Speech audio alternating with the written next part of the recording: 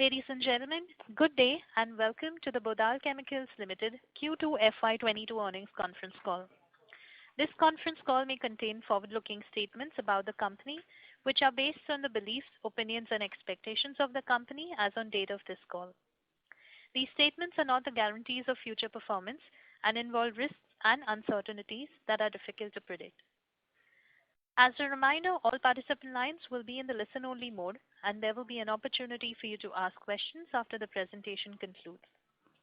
Should you need assistance during the conference, please signal an operator by pressing star then 0 on your touchtone telephone. Please note that this conference is being recorded. I now hand the conference over to Mr. Ankit Patel, Executive Director of Bodal Chemicals Limited. Thank you, and over to you, sir.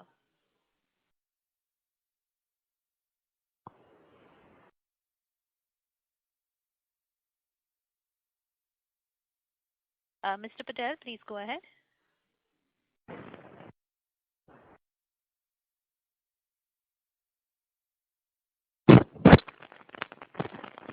Ladies and gentlemen, kindly stay connected while we check the line for the management. Hear me? Yes, sir. Yes, sir. Okay. We are good to go. Can I start? Please go ahead. Okay, thank you. Thank you very much. Good evening, everybody. On behalf of Bodal Chemicals Limited, I extend a very warm welcome to everyone for joining us on our call today. On this call, we are joined by our CFO, Mr. Mayur Upadhyay, and SGA, our investor relationship advisors. I hope everyone had an opportunity to go through the financial results and the investor presentation, which has been uploaded on the stock exchange and on our company's website. We will give you a quick overview of the recent developments in the chemical industry and our company, and then Mr. Upadhyay will walk you through the financial performance for the quarter. The industry highlights are manufacturing parks in China have been forced to close, and some are closed temporarily due to lack of electricity because of the power outage. China's most industrialized provinces like Jiangsu, Zhejiang, and Guangdong are the hardest hit. There has been an impact on the global supply chain as well as various commodity prices. Around 20-25% of China's chemical output is expected to be impacted. Hurricane Ida, which has hit the United States recently, has further reduced global supply of bulk chemicals. Due to labor shortages and container shortages, freight and logistic costs have been rising in the recent months. Due to the confluence of the several factors, the global demand is currently being met by a rather limited supply at elevated price. At Bodal's overview, with over 3 decades of experience, Bodal Chemicals Limited is India's largest integrated manufacturer of dyestuff and dye intermediates. In domestic market, our market share stood at 13% for dyestuff business and 20% for dye intermediate business. In global market, our market share stood at 3% for dyestuff and 6% for dye intermediate business. In today's environment, where Indian suppliers are emerging as preferred partners globally, we have been able to leverage our leadership position. We have meaningful capacity across various products to serve demand of end-user industries. Basic chemicals such as sulfuric acid, chlorosulfonic acid, oleum, beta-naphthol, acetonilide, and others, which are used as key raw materials in the production of dye intermediates, are part of our core product portfolio. We are expanding our product basket and including benzene derivatives and chloralkali products, which have applications in pharma, agrochemicals, paper, and other industries. We are moving towards a very focused mindset and adding additional capacity across multiple products. This quarter's performance is a consolidated net revenue for the first half FY22 stood at 900 crores, which is highest ever half-year performance for our company. This growth was primarily driven by rising demand from the end-user industry and structural demand shift due to global supply-side tightness. Various events in China and mounting freight costs have disrupted the regular trade and entered into the steep inflationary pressure on key raw materials. We will touch base each business verticals and the recent developments. First of all, dyestuff. End application industries like textile, leather, paper, other dyestuff consuming industries have been doing well during the last few quarters. All leading textile companies are having a healthy order book, which has stemmed the demand of dyestuff products. Dyestuff business growth has amplified and registered revenues of 317 crores in first half against 143 crores in the first half of last year. In dyestuff, all major products like reactive dyes, acid dyes, liquid dyes have performed well. We foresee this momentum to continue as the textile industry is showing a healthy momentum. Dye intermediate sector. Being an integrated dyestuff manufacturer, we produce 25 dye intermediate products, and over 40% of these intermediate capacity is captively consumed, resulting in a significant cost advantage for our dyestuff products. Other than our captive consumption, we also sell our dye intermediates in both domestic as well as global market, and we enjoy leading position in the domestic market. This segment also witnessed a healthy trend. Prices of our key products like HSC, vinyl sulfone have moved northwards, especially during the month of September 2021, which will get reflected in Q3 FY22. In Q2 FY22, the average prices of vinyl sulfone and HSC were around 231 rupees per kg for vinyl sulfone and 379 rupees per kg for HSA. Dye intermediate business has registered a revenue of 314 crore in first half FY22 against 195 crore last year. Basic chemicals. We manufacture a spectrum of basic chemicals like sulfuric acid, chlorosulfonic acid, oleum, beta-naphthol, acetonolide, which again help in terms of vertical integration for dye intermediates and help in improving profitability of the company. 48% of the basic chemicals capacity is captively consumed for dye intermediates production. Thionyl chloride has witnessed good performance during the period quarter and expect the momentum to continue in the second half of this year. Our overall basic chemical segment contributes around 10% of our total revenue. Chlor-alkali business. In Q1 FY22, we acquired our Rajpura Punjab unit from Mawana Sugars.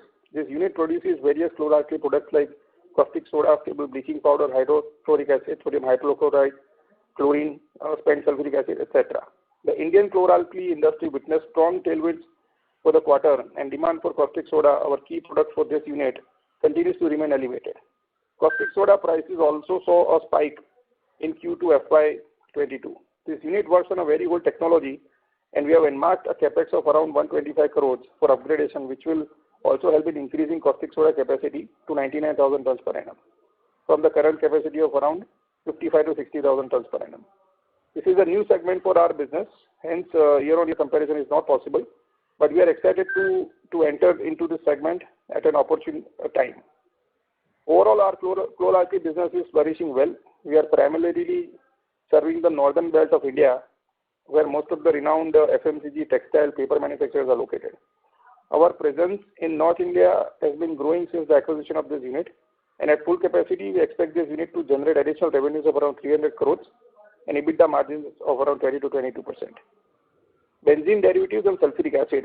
Our Saikha Greenfield project is in progress, and we plan to have it operational by Q3 FY23. Under benzene downstream products, we will be manufacturing MCB, PNCB, ONCB, MNCB, DNCB, PNA, 2,4-DNCB, and MPDSA, having a capacity of 80,000 tons per annum, which are used in pharma and agrochemicals. We will set up 4-step integrated product chains, which will lead to cost efficiency, better productivity, and higher margins for the company. We should be able to sell these products to our existing basic chemicals clientele, and partly will be used for captive purpose. The capacity of sulfuric acid and derivatives will be 340,000 tons per annum, which will include sulfuric acid, oleum 23, oleum 65, liquid SO3, chlorosulfonic acid, and SO2. We expect this project to generate additional revenues of around 550 crores at optimum levels, with EBITDA margins in the range of 15 to 18%. And other developments, production of TCC has been stabilized and has contributed around 22 crores at 3% of our total revenues. But due to the limitations in the containers availability for this particular product, we are not able to export it at our main target market, US. So currently, we have stopped the production at our plant. And when we start exports of this product, we will restart the plant. We are doing business in 45 plus countries and have a basket of 200 plus products. This diversification requires intense working capital resource for managing inventory of key raw materials and finished goods, along with large transit time for export markets. In event of supply chain tightness, we prefer to keep inventory and serve our customers' requirement in the less time frame. We have established various trading and marketing subsidiaries to create a stock point and penetrate new geographies and clients. Our Turkey subsidiary, Sanar Boya sales dispatches have improved meaningfully. We expect business momentum at this subsidiary to improve further going ahead. Bodal China has also performed well and has turned profitable. SPS and Bodal Chemicals Private Limited, Trading Private Limited has also performed well. In a medium to long-term view, these subsidiaries will penetrate the respective region and will bring meaningful business to our company. Our top 3 strategic objectives would be to ramp up our existing capacity, commercialize our vinyl sulfone capacity at SPS UP unit, and complete the Saika and Rajpura project by Q3 FY23. We have been moving up the value chain and working towards diversifying the business from our core dyestuff and dye intermediate business to other specialty chemical products like benzene derivatives and chlor-alkali products. The world is recognizing India as the world's emerging second largest manufacturing hub, and it is evident that all manufacturing businesses, particularly chemical industries, will gain from this. Many Indian chemical businesses have got good opportunities over the last few years. Furthermore, stringent restrictions and environmental norms have structurally shifted demand to organized players like us. There were meaningful initiatives created by Indian government to reduce India's dependency and launch Atmanirbhar Bharat to increase capital expenditure by domestic players. Indian chemical company like us is poised for growth owing to the increasing preference for sustainable partners. Thank you, and now I hand over the call to Mr. Mayur Padia to walk you through the financial performance. Thank you, Anjit. Good evening, everyone.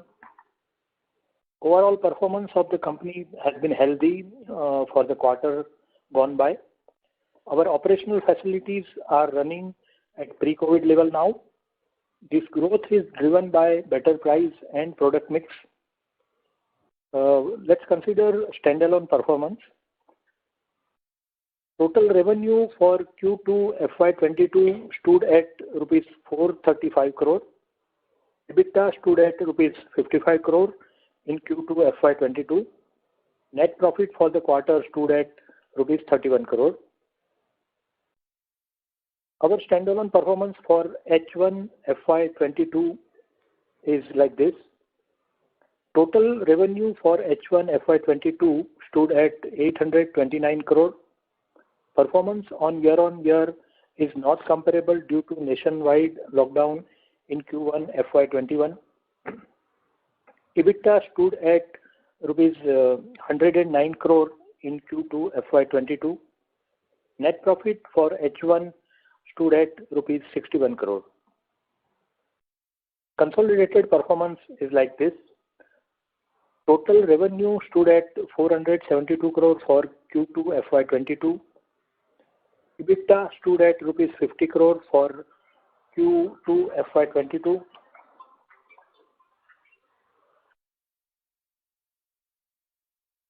Net profit for the quarter stood at rupees 24 crore for Q2 FY22 with growth of 114% year-on-year basis. Turkish lira has been volatile and has impacted our subsidiary Semerboya, and there is an exchange loss of around 2 crore. This impact has been already considered in consolidated financial. Our consolidated financial performance for H1 FY22 is like this. Total revenue stood at rupees 900 crore for H1 FY22 against rupees 437 crore for H1 FY21. This includes export of 34% and domestic sale of 66%. EBITDA stood at rupees 106 crore in H1 FY22 against rupees 11 crore in the corresponding period of last year. Net profit for the quarter stood at rupees 52 crore against a loss of 9 crore. H1 FY22 performance for the key subsidiaries were healthy. SPS posted revenue of 51 crore, a growth of 41% year-on-year basis. BCTPL has reported a revenue of 4 crore, a growth of 39% year-on-year basis. Semerboya has reported total income of 47 crore, a growth of 53% on year-on-year basis. Total income from China subsidiary was 28 crore, growth of 484 crore, 84% on year-on-year basis. Segment-wise performance on consolidated basis for the H1 FY22 are as below. Die stock revenue stood at rupees 317 crore, a growth of 122% on year-on-year basis. Die intermediate revenue stood at 314 crore, a growth of 61% on year-on-year basis. Basic chemical revenue stood at rupees 92 crore, a growth of 95%. Chlor-alkali division and TCCA revenue stood at 102 crore and 22 crore for H1 FY22. Total production volume on standalone basis for H1 FY22, die stock reported 9,518 metric ton. Die intermediate reported 12,137 metric ton. Basic chemical reported 1,17,234 metric ton. Chlor-alkali stood at 37,803 metric ton, of which caustic soda stood at 27,711 metric ton. TCCA stood at 919 metric ton. Our net debt stood at 330 crore for the 30th September 2021 on consolidated basis. With this, I conclude the presentation and open the floor for further discussion and question answer. Thank you.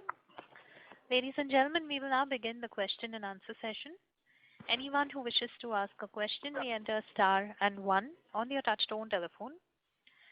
If your questions have been answered and you wish to withdraw yourself from the queue, you may enter star and 2. Participants are requested to use handsets while asking a question.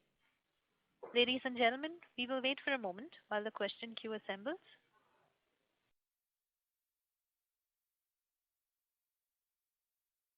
To ask a question, you may enter star and 1.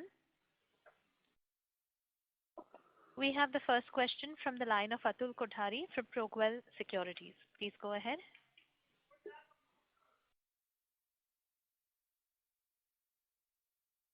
Hello. Yes, please go ahead, sir. Yeah, thanks for the opportunity. So my query is basically in reference with something which you have already said in the opening remarks. But if you could throw some more insight into what is happening in the China and the US chemical market. If you can elaborate more in terms of, are there any big major plant shutdown which are happening in US and China? And will this lead to a permanent structural shift, or will it be only a temporary shift in terms of the demand supply is concerned?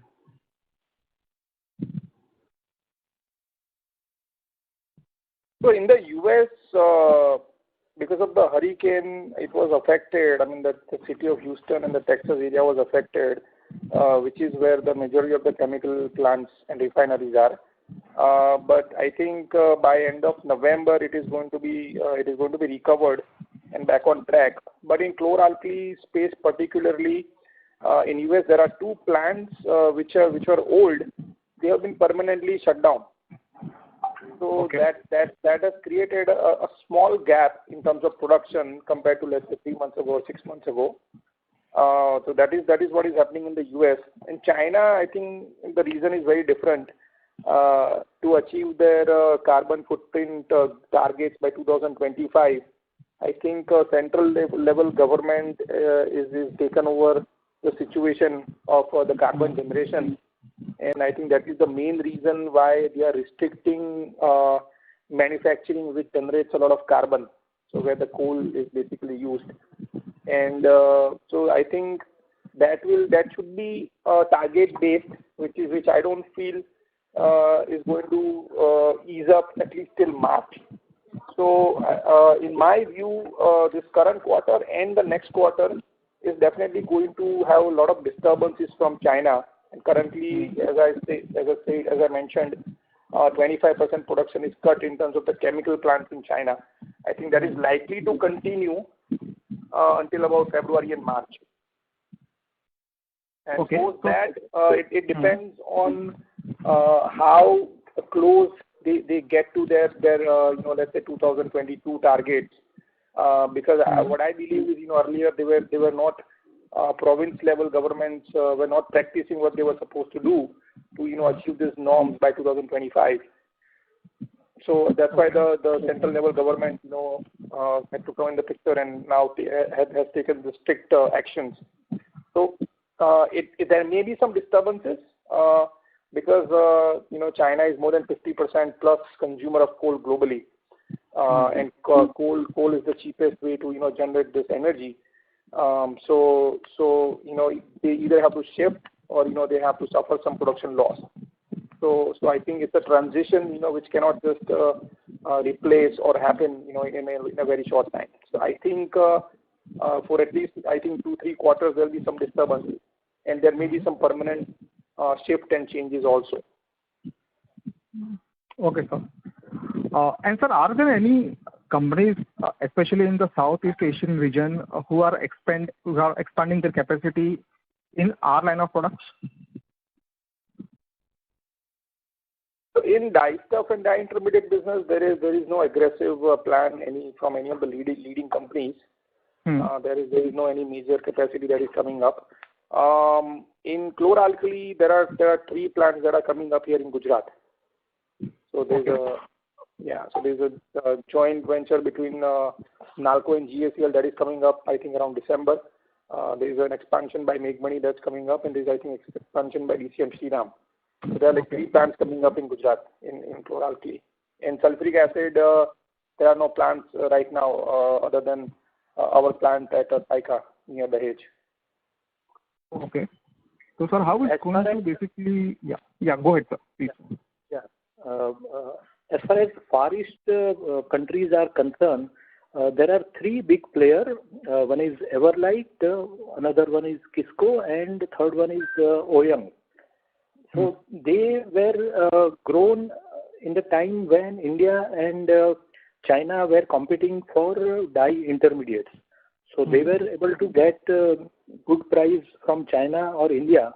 But now things are different. So they are day by day becoming weaker than what they were performing earlier. So we don't feel that they can expand, but down the line, say within few years or so, we can listen that their capacity is reduced, or which we have also feel in some of the company like Rifa. Rifa was a big company in Korea. Initially, they were producing dye stuff, but later on, because of this competition, they have stopped production of dye stuff, and they are now importing dye stuff from India. So we feel that there is no possibility that they can expand in particular our product of dye stuff in Far East countries. Okay.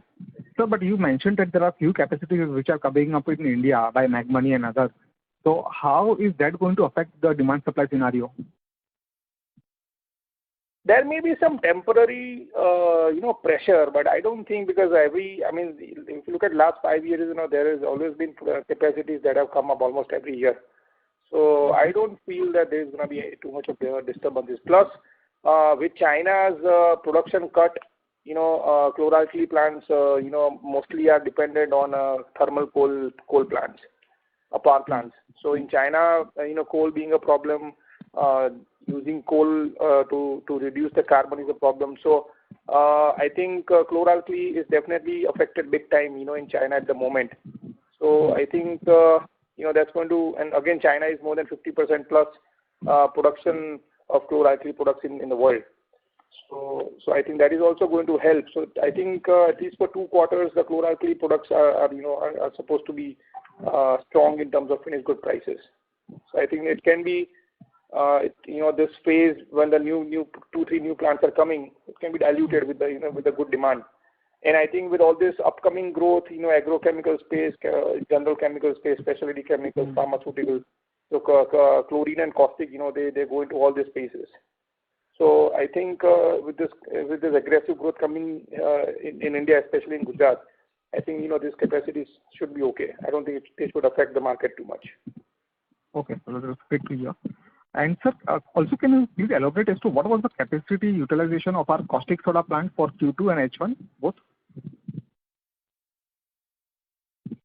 So the Because the capacity is old and the technology is old, we are already in the process of upgrading the technology and also expanding the capacity. So we have some limitation right now, and the utilization as per the nameplate capacity is around 70%. But as per the current plant status, I think we are running it at around 90%. And going into next year, we are targeting to increase it by around 60-70% more, the production numbers. Yeah. So currently, we are going at the rate of around 200 to 220 crores of turnover when the prices are normal. Right now, the prices are more than double of the normal prices. And so at next year, in the normal scenario, we are expecting around 325 crores of turnover from that unit. Okay. So, sir, in terms of capacity utilization, can you tell me the percentages for Q2 FY22 as far as caustic soda is concerned? It's around 70% from the installed capacity angle. Okay. And sir, just one last question. Sir, because of the spike which we saw in the spot price, so did our Punjab unit, basically as we had stated earlier, has it turned profitable? Yeah, so currently it is definitely profitable because of the old technology. Our raw material cost is very high, which is power. But because of these extraordinary prices, which are almost double than maybe 3 months, 4 months back prices, so it's definitely very profitable right at the moment, and we are expecting for this ongoing quarter and the next quarter for Punjab unit to create some good margins for us. Okay. Okay, sir. So that was very helpful. Thank you, sir. That's all from my end. Thank you. Thank you. Ladies and gentlemen, to ask a question, you may enter star and 1. We have the next question from the line of Saket Kapoor from Kapoor and Company. Please go ahead. Namaskar, sir, and thank you for this opportunity. Sir, as you were explaining the exorbitant rise in the prices of caustic soda, sir, in dollar terms, can you give some understanding what the prices were prevailing and what they currently are? And sir, for this month, for the month of October, how the trends have behaved, sir? What we exited September quarter and how is the trend as on today or any near time? So before this issue in terms of this power cut in China, the prices of caustic were around 28,000 rupees per ton. So that is around $370 per ton. This is something of the international market. And since the power cuts in last couple of months, the current prices are around 70,000. So that is around $933. So it's almost gone 2.7 to 2.8 times in the span of 2 months. And like I said, 25% production is cut in China overall. And this particular industry where the power is a raw material and majority of the plants in China are based on coal. So I think this is affected big time. And also the coal prices were also very high until last week. So that also affected the costing to go up by about almost 100%. But even at this rise in the input prices, still the margins are very, very good. So you said $370 to $933. This is where the trajectory is. Before this power cut in China and versus today's price. Right. Sir, if we take when we look at your presentation, sir, firstly, sir, really well elaborated presentation, sir, and thank you for the same. Firstly, sir, when we look at your slide number 22, wherein in the manufacturing value chain, sir, if I've understood it correctly, this caustic soda is also going to be your raw material going forward, as has been the explanation be.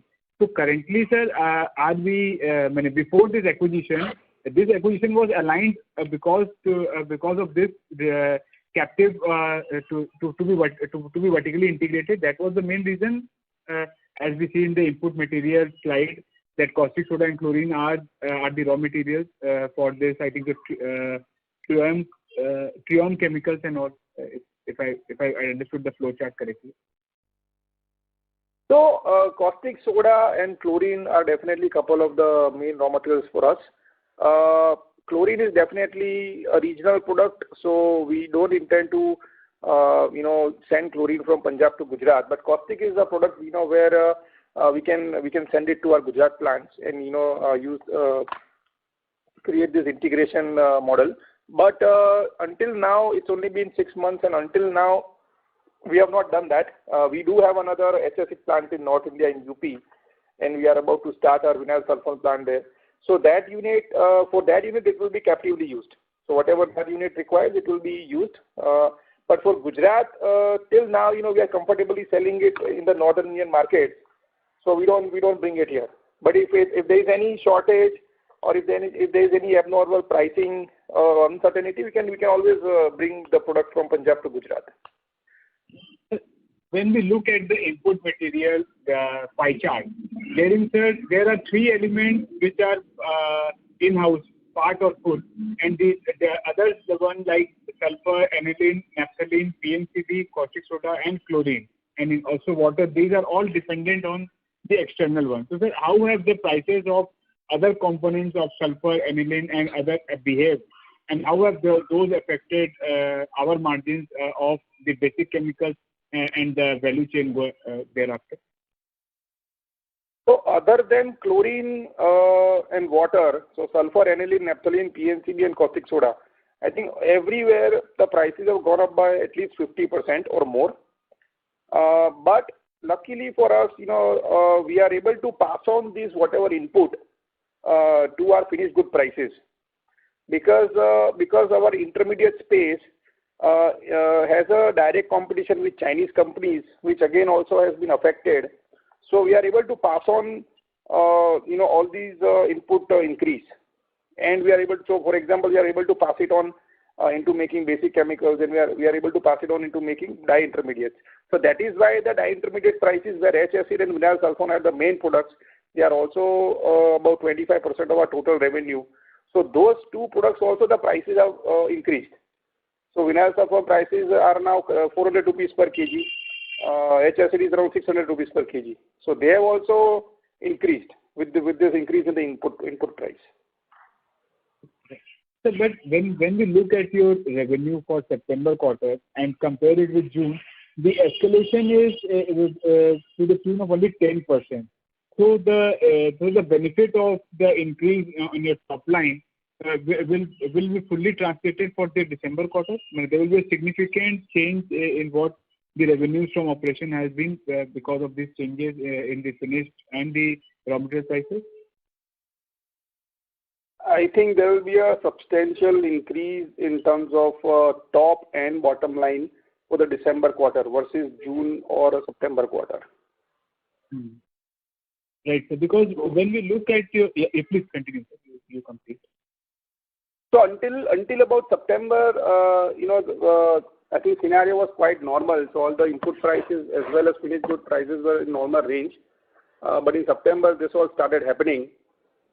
So we will have the highest effect around October and November months, and it is likely at the moment. I feel that it is likely to continue till about February, March.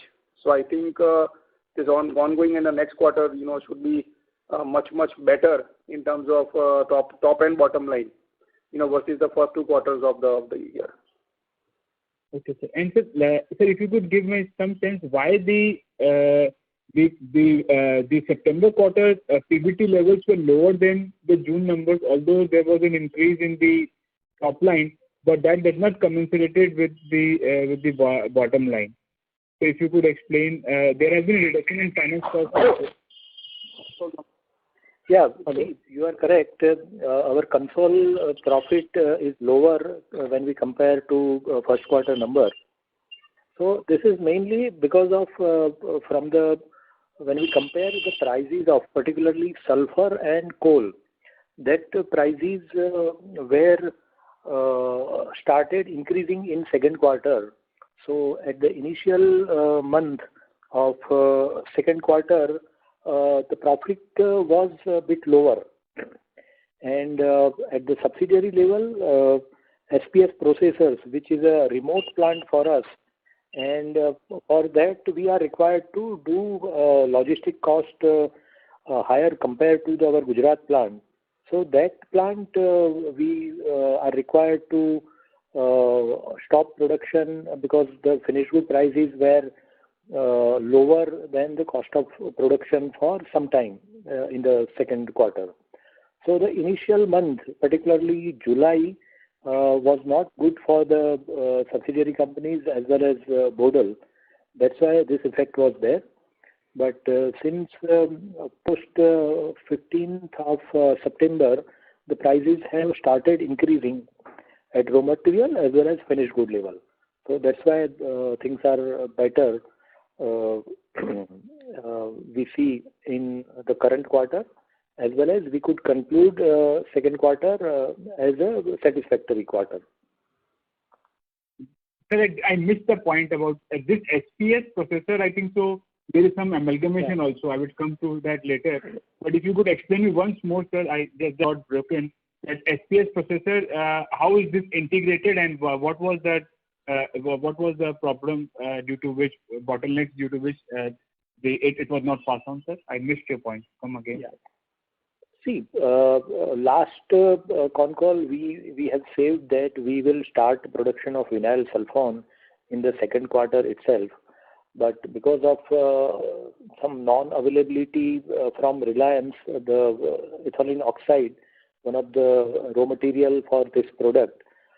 So because of that, this SPS processors couldn't perform the way it has a potential once we start production for vinyl sulfone as well as H-acid. And another thing is that SPS processors is a remote plant when we compare it with our other Gujarat plant. It is located in UP, and it is required to source some of the raw material from Gujarat. So it is required to pay some additional logistic cost, which has made it comparatively non-viable when we compare it with the Gujarat plant. So that's why that plant has not performed well. And because of that, as I mentioned, our consolidated Q2 number is not as good as Q1's number. Hope I have clarified your... About the amalgamation, sir, can you dwell something about it? What are the rationale? And there is a dilution also in equity, 1% for promoter and non-promoter. So that if you could explain the rationale and what would it bring to the table for the company. Yeah. See, we acquired about 70% stake in this plant with intention to set up a vinyl sulfone plant at the same site, because we were knowing standalone H-acid plant is not profitable all the time. But once we have a vinyl sulfone plant along with this plant, then our economy will be better. And the reason why this is like this is some of the effluent of H-acid can be consumed as a raw material in vinyl sulfone, and vice versa.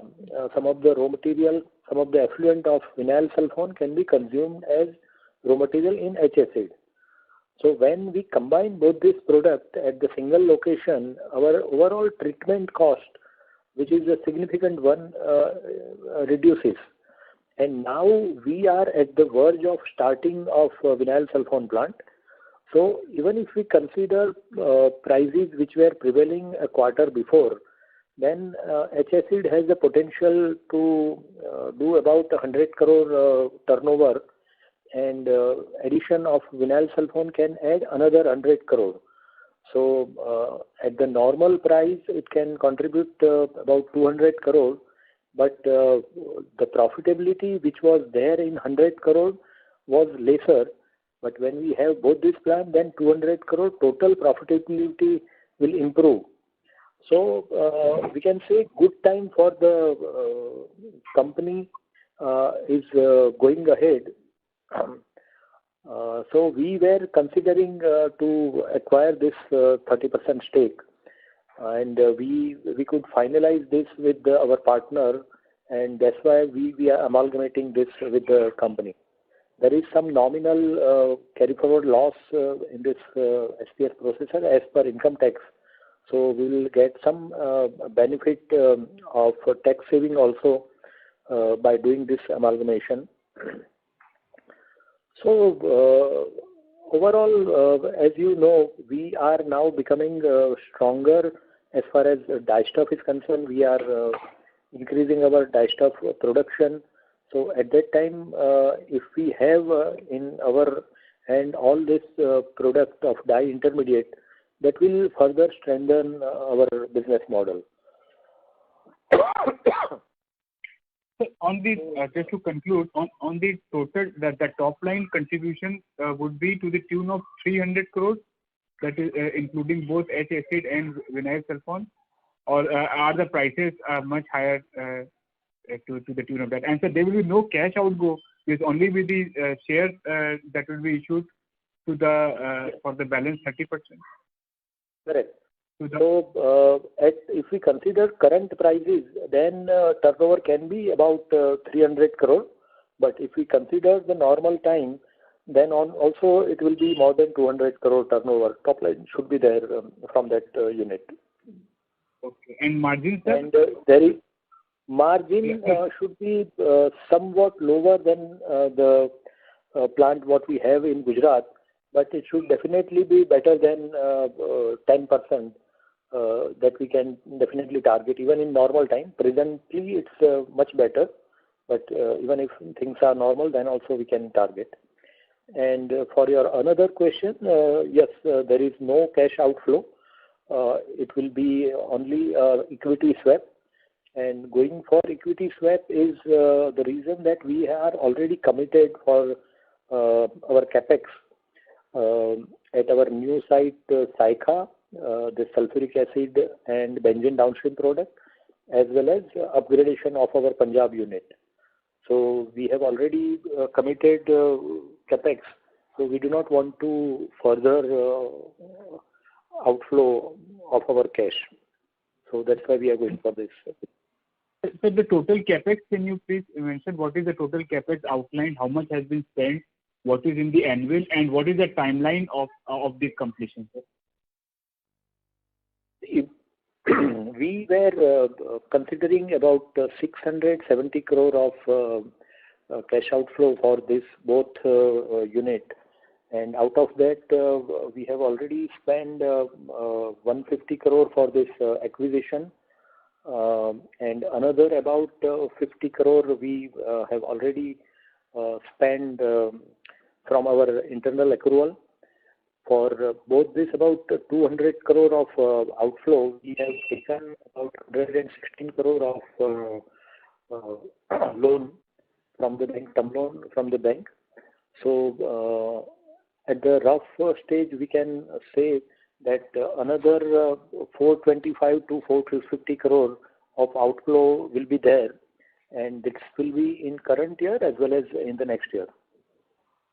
670 is the figure you gave, 670 crore, out of which 150, I think this is for the SPS processor 70% stake, and 50 crore more you have spent. So that totals to 200 crore. No, 670, out of that, almost 200 crore we have spent. So another, 470, and if we consider something, then 470, 475 crore of outflow should be there.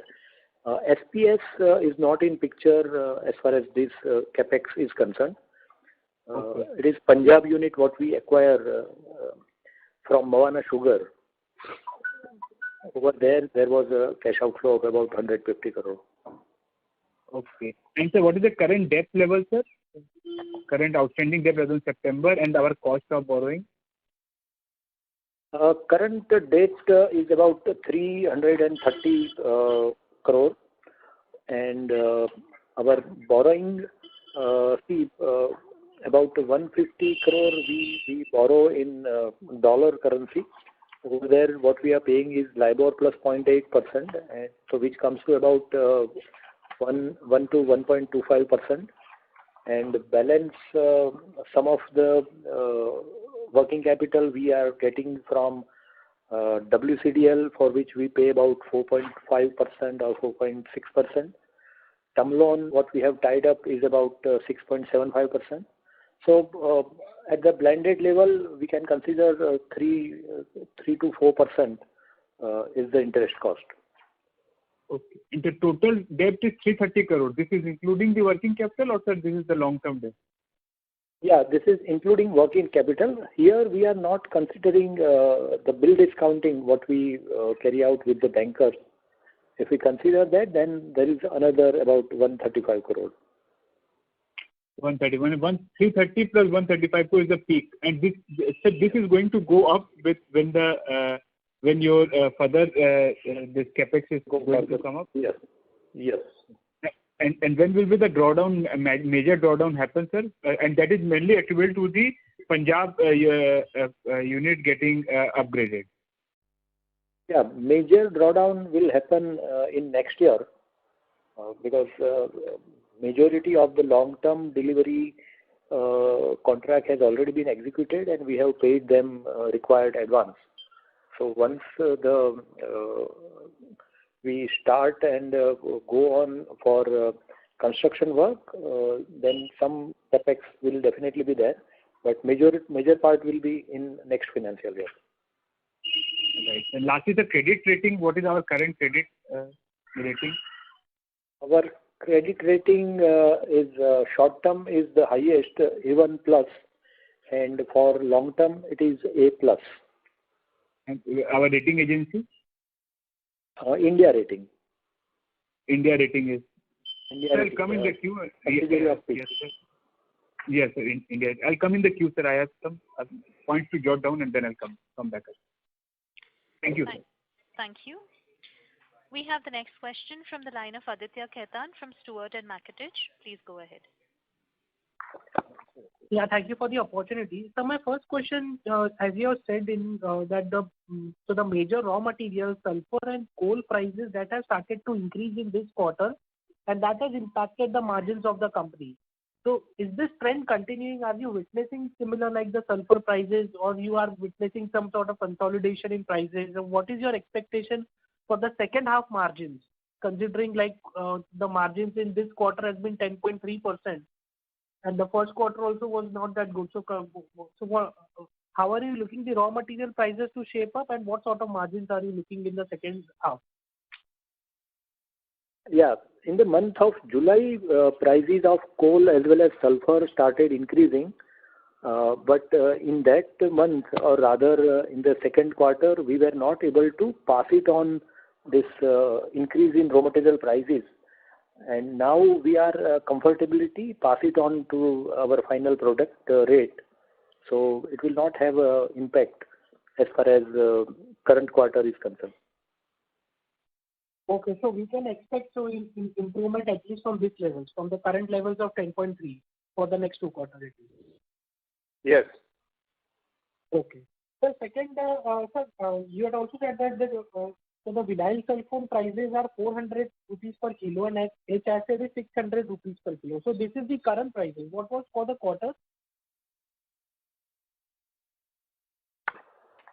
Quarter it was 231 rupees per kg for vinyl sulfone and 379 rupees per kg for H-acid for the September quarter. Average sales price. Okay. So we are witnessing some sort of double the level, so current prices what we had witnessed in the second quarter. Yeah, so but the margins will probably not double because raw material prices also gone up, versus the second quarter. But overall, there's definitely improvement in the margin percentage also.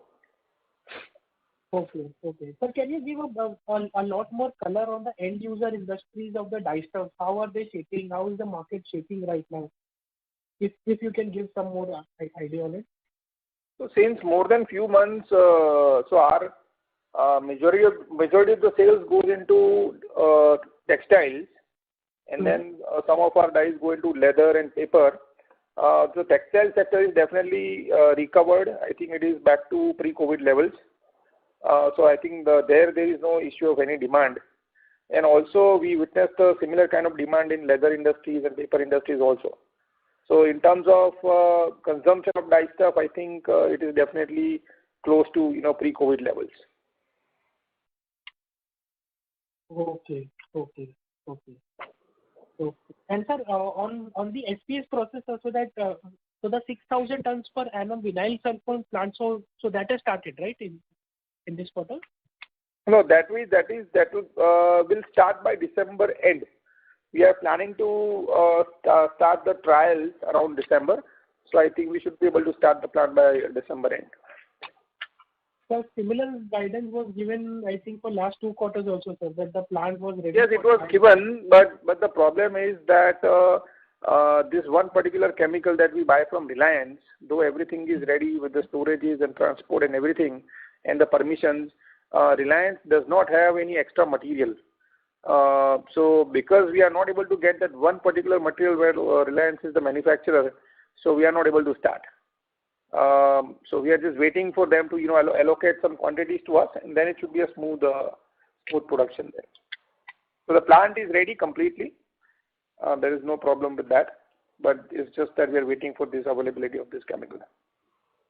Okay. So the last question on the caustic soda front, again, like the similar question on the prices as asked by one of the participants. That the prices today, they are at an exorbitant level, somewhere around at a decadal high, at around 65-70 rupees a kilo. So these are the current caustic soda prices. So how do you see these prices to so whether these prices can maintain at these levels or what, or how you see like things will shape up here, because considering the raw material prices have also moved up. So has that spread improved, or that spread has been same, considering if the caustic soda prices were around 25-30? No, spread has definitely improved. In Gujarat, the problem with chlor-alkali players is that the coal prices also had gone up from 6 rupee levels to around 15 rupee levels. Now it is correcting in last 3-4 days, but it's still at a very, very high cost. So captive power plant users' power cost is definitely double compared to the normal times. But we don't have a captive power plant in Punjab. So we buy our electricity from Punjab State Electricity Board at a very attractive price. That is the reason why we don't have a power plant there. So the coal price has not affected us specifically, but majority of the plants in India are dependent on coal because they create their own power for the chlor-alkali. Till November end, I feel that there is definitely going to be a continuous increase in the prices of caustic. Post November, I think the US plants which have started again, I think their quantities will be available in their domestic market for the regular contracts. So I think there will be some soft demand, from coming in maybe in December. So that may have some impact, but I still feel overall till about March, caustic industry is definitely going to remain very strong in terms of finished good prices. Okay. Sir, so we are also planning to set up a captive power plant. So considering now we are buying from the Punjab state government, but definitely there could be some volatility going ahead also, considering it is a DISCOM only from we are taking the. So basically, they do long-term contracts, and they, so because of the number of industries in Punjab, the scenario is a little different than Gujarat or Maharashtra. So comparatively, they are not that much industrialized states. So large industries get very. If you can say the price per kilo, sir, at what price per kilo the electricity we are getting, if there is any idea on it, sir. So per unit power is about 6.3 rupees. 6.3 So rupees. in Gujarat it is around 7.25. In our Punjab unit it is 6.3, and generally chloralkali plants, thermal power plants generate power at around 5.5 rupees. So this is the normal formulas. Got it. So currently the coal-based power plants could be generating power at around 10-11 rupees per unit. Okay. And if, sir, we set up a full-fledged solar-based power plant, so like we could be using for our internal purpose and we could be selling to around third party also. Is there a plan in place, or like we would continue taking the electricity from the state government? No, I think that we don't need to invest, like you said, I need 30 megawatt of power, where the investment could be around, including the land, maybe more than 200-300 crores. Instead of investing so much money into just some saving, I feel that, I would rather invest in expansion of the plant. I think the input cost of my power is already very attractive, because power generation cost in North India will be slightly higher than Gujarat, because the majority of the coal availability is from Gujarat. So that extra freight that happens from Gujarat to Punjab is going to affect the power generation price. So I think there is not much room for us to set up a thermal power plant there. That is why out of 4 chloralkali plants in North, only one has a power plant, three plants don't. Where in Gujarat, every single plant has a power plant.